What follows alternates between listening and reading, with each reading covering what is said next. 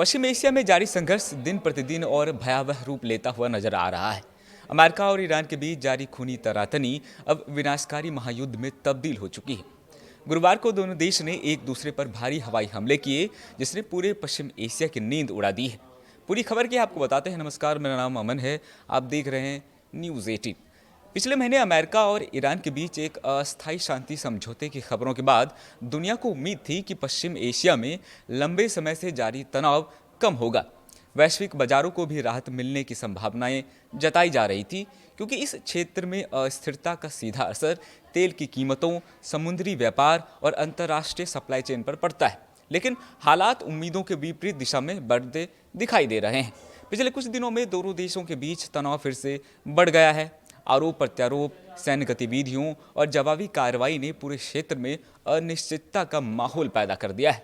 अमेरिकी राष्ट्रपति Donald Trump ने ईरान को कड़ी चेतावनी देते हुए कहा है कि यदि तेहरान उनकी शर्तों पर समझौते के लिए तैयार नहीं होता है तो अमेरिका अपनी सैन्य कार्रवाई को और तेज कर सकता है।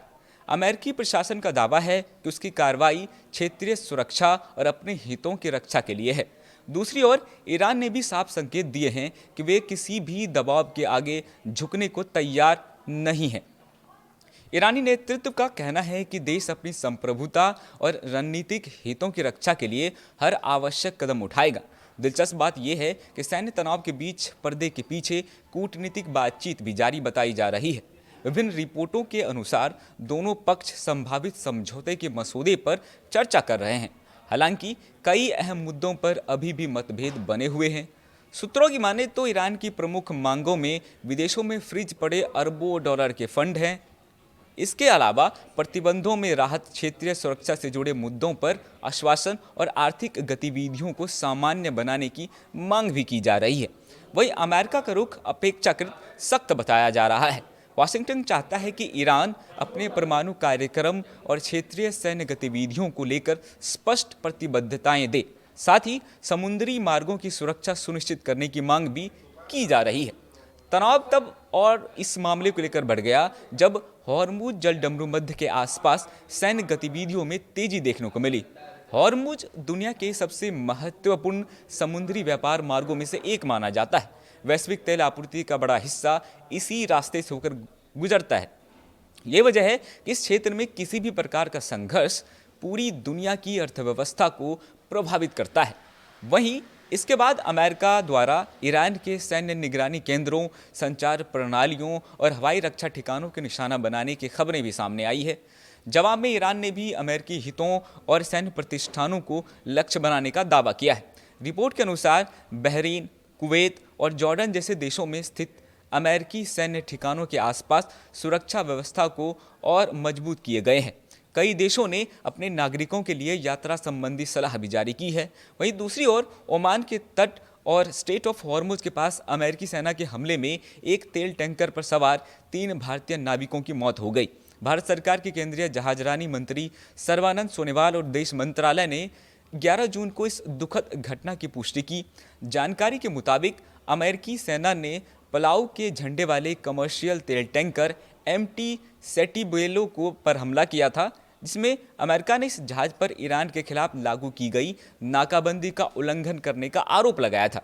अमेरिकी सेंट्रल कमांड के अनुसार इस तेल टैंकर को बार बार रुकने और जांच के निर्देश दिए गए थे।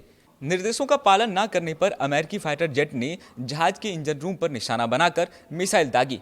हमले के समय इस जहाज पर कुल 24 भारतीय नाविक सवार थे। इनमें से 21 भारतीयों को सुरक्षित रेस्क्यू कर लिया गया था, जबकि हमले के बाद लापता हुए 3 भारतीय नाविकों के शव बरामद कर लिए गए हैं। और विदेश मंत्रालय के प्रवक्ता रणधीर जायसवाल ने बताया कि तीनों मृतकों की पहचान कर ली गई है और उनके पार्थिव शरीरों को जल्द से जल्द भारत लाने की प्रक्रिया चल रही है। भारत ने इस घटना पर कड़ा ऐतराज जताते हुए समुद्री व्यापारिक मार्गों पर कमर्शियल जहाज़ों की सुरक्षा सुनिश्चित करने की मांग की है। वहीं एक बार फिर से शुरू हुए हमलों को लेकर विशेषज्ञों का मानना है कि यदि ये संघर्ष और बढ़ता है तो इसके परिणाम केवल अमेरिका और ईरान तक सीमित नहीं रहेंगे, बल्कि इससे पूरे पश्चिम एशिया में अस्थिरता बढ़ सकती है। तेल की कीमतों में उछाल आ सकता है, वैश्विक व्यापार प्रभावित हो सकते हैं और कई देशों की अर्थव्यवस्थाएं दबाव में आ सकती हैं। खासकर भारत जैसे देशों के लिए भी ये स्थिति महत्वपूर्ण हो जाती है, क्योंकि भारत अपनी ऊर्जा जरूरतों का बड़ा हिस्सा पश्चिम एशिया से पूरा करता है। साथ ही खाड़ी देशों में बड़ी संख्या में भारतीय नागरिक काम करते हैं। ऐसे में क्षेत्र में बढ़ता तनाव भारत की आर्थिक और रणनीतिक चिंताओं को भी बढ़ा सकता है। फिलहाल दुनिया की नज़रें दो बातों पर है। पहली, क्या दोनों देश सैन्य कार्रवाई को और तेज करेंगे, और दूसरी, क्या पर्दे के पीछे चल रही बातचीत किसी ठोस समझौते तक पहुंच पाएगी। एक तरफ युद्ध के बादल मंडरा रहे हैं तो दूसरी तरफ कूटनीति की कोशिशें भी जारी है। आने वाले दिनों में ये साफ होगा कि पश्चिम एशिया संघर्ष के नए दौर में प्रवेश करता है या फिर बातचीत के जरिए तनाव कम करने का रास्ता निकाला जाता है। खैर, युद्ध कोई भी जीते, लेकिन एक बात तो साफ है कि इस युद्ध ने पूरी दुनिया की अर्थव्यवस्थाओं को हिला कर रख दिया है, और अगर ये आगे बढ़ा तो कई देश मंदी की कगार पर पहुंच सकते हैं। इस पूरे मामले पर आपकी क्या राय है, हमें कमेंट में जरूर बताएं। नमस्कार।